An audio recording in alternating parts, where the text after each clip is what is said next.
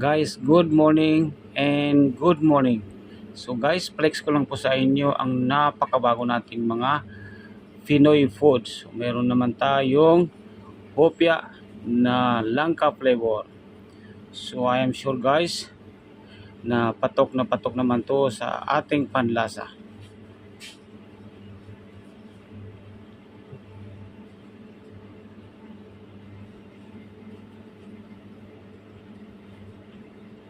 So guys, pwede natin gawin to sa ating tahanan na para gawing pang negosyo.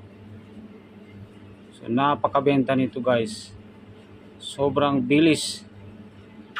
Mabilis pa sa Bagyo.